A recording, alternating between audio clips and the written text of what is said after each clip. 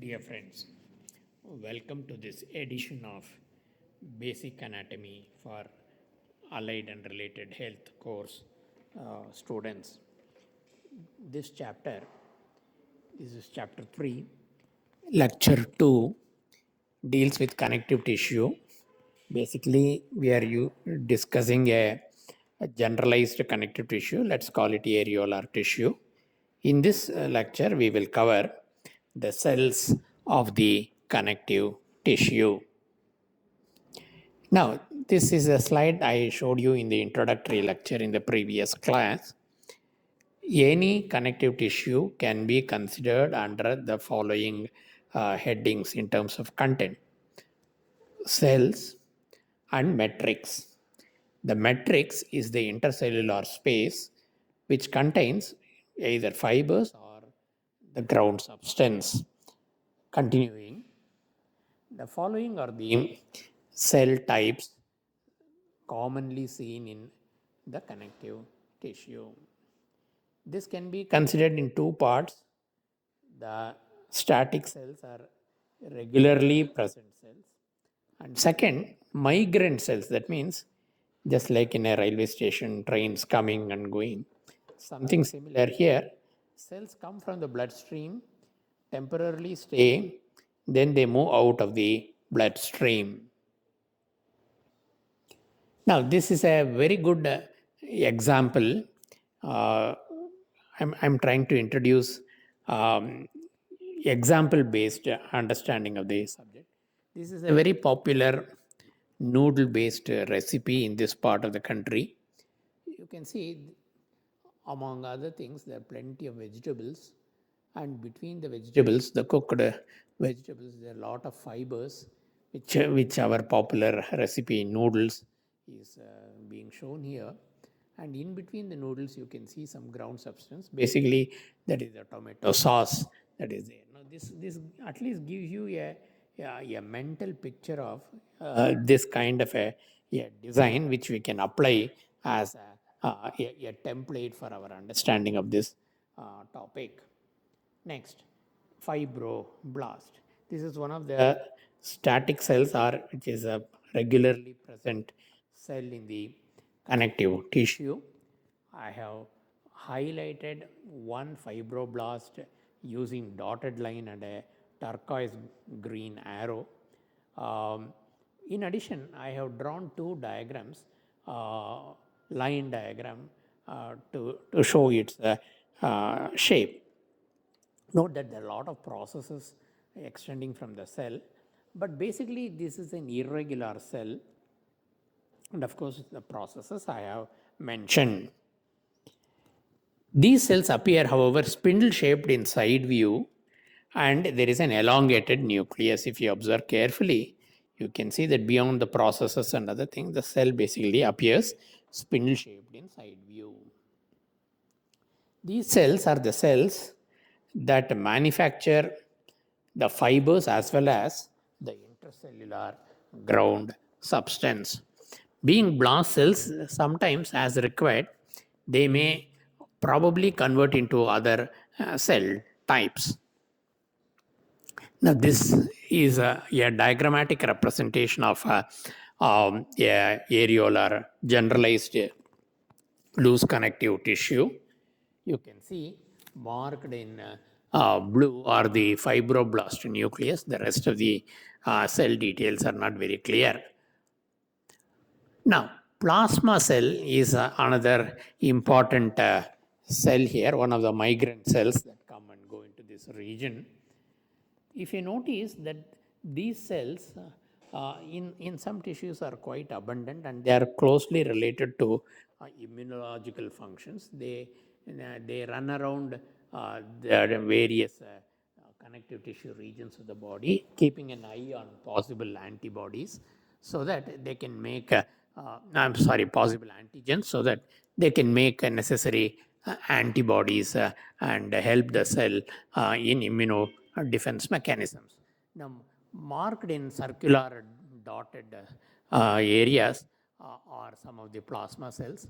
Now, the most important identifying, or rather, the signature feature of these plasma cells is the presence of a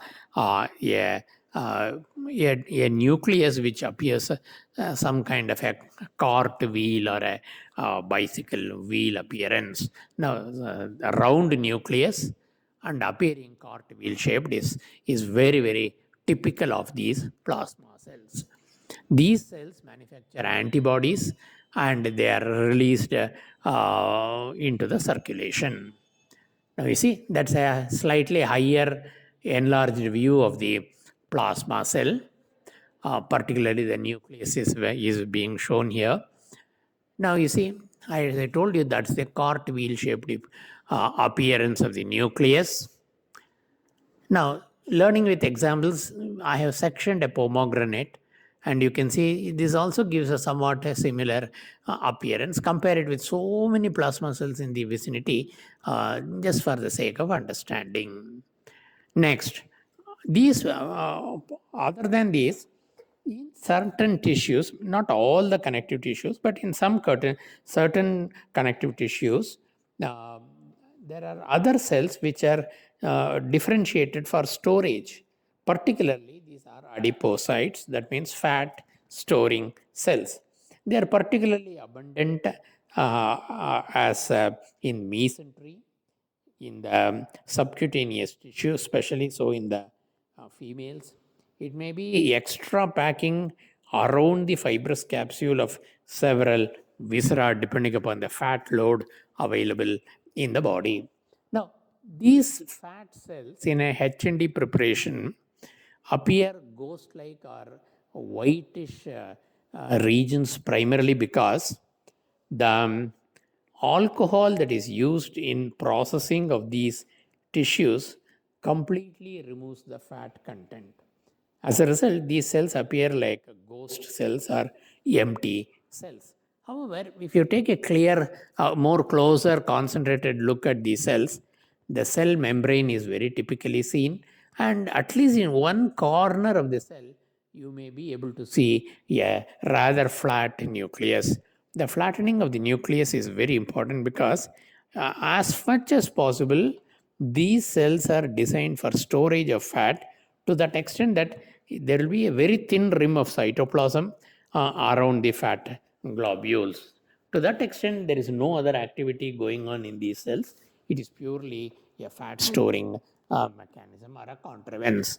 I have on the inset I have drawn a diagram of the subcutaneous tissue. The regions marked in yellow, those globules are all fat deposits, and one of them I have enlarged under the microscope, and you can see they are the adipocytes.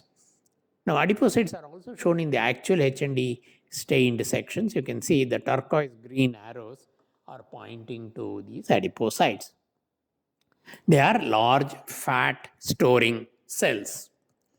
Nucleus and other cell organelles, as I told you, are pushed to the periphery. And these cells therefore give what is known as the signet ring appearance.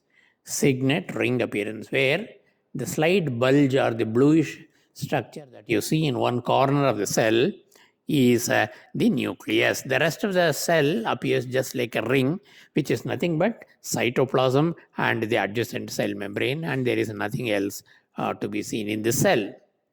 Next, mast cells. These are cells that secrete certain granules and are closely associated with allergic responses. And I have shown it in the H&E preparation here using those turquoise green arrows, but the cell outlines are not very clear. Therefore, I have put another cell in high power, which I have identified as the mast cell. To substantiate and make us understand, a line diagram is also provided where these granules, which are blue in color, are present in the cytoplasm. And in this diagram, some of the granules are actually being released by these mast cells. Next, these granules, as I told you, they are closely associated with allergies and they release histamine and heparin. Generally, these are the two primary contents of these mast cells. You see, learning with examples. I have put an assorted tray of fruits, and these fruits have been handpicked to give you a representation of the various cell types. The mast cells are particularly clearly seen as the globulated black fruit. Next, eosinophils. These cells are also associated with allergies, and they are particularly more in certain conditions like bronchial asthma, nasal allergies, etc. Here is a smear where the eosinophil has been highlighted. Those are the turquoise green arrows. And a diagram has also been superimposed on the slide, and that diagram shows um, the granules containing eosinophilic material. Remember, in the mast cells, these same granules contain some basophilic material. Now, you see, the cell itself is bilobed as far as the nuclear contents are nuclear shape is concerned, and the granules contain various allergy-related substances which are released by the eosinophils. You see, again, learning with examples. Uh, this may be a very good way of understanding how these eosinophilics look. Look at the color of the cytoplasm. They are typically eosinophilic. Next, macrophages. These cells are phagocytic cells, and they are important aspect of the migrating cells or migrant cell population of connective tissue. You can see that number of cells are there. This is a slide from lung tissue.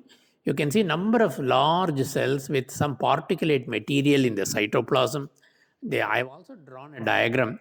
Basically, the diagram shows that macrophage, ingesting some particulate material or a foreign body material.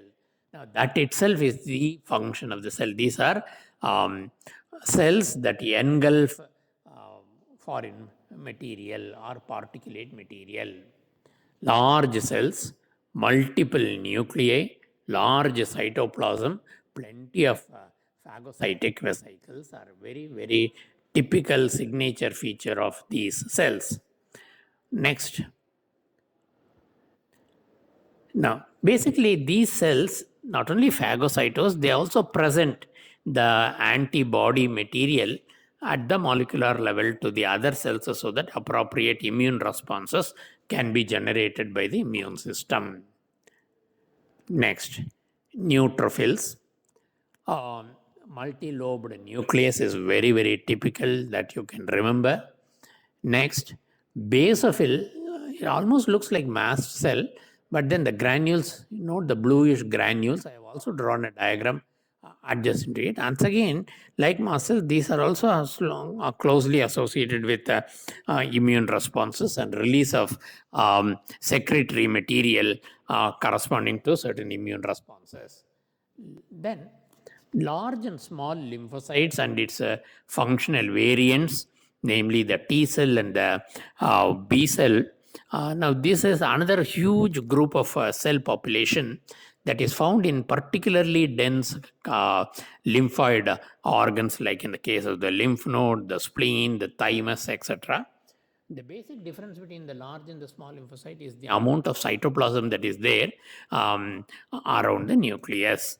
Basically, that's a structural difference, but functionally, there can be this could be a sign of maturity where the cell becomes reduced in cytoplasm, and then it is probably an activated cell. Things like that. The rest of it we will discuss in the physiology section. I've also put a diagrammatic representation to show you the nucleus cytoplasmic ratio and how in a small lymphocyte the amount of cytoplasm is correspondingly low compared to the nucleus. Again, back to the same slide where I have put a small platter, fruit platter with select fruits. You can see the mast cells, the brown grapes are examples equivalent to the basophils, and you can see the strawberry-like fruit. Maybe that could be an example of eosinophils. Now, that was an overview of the connective tissue. with a specific reference or a panoramic coverage of various cell types. Thank you.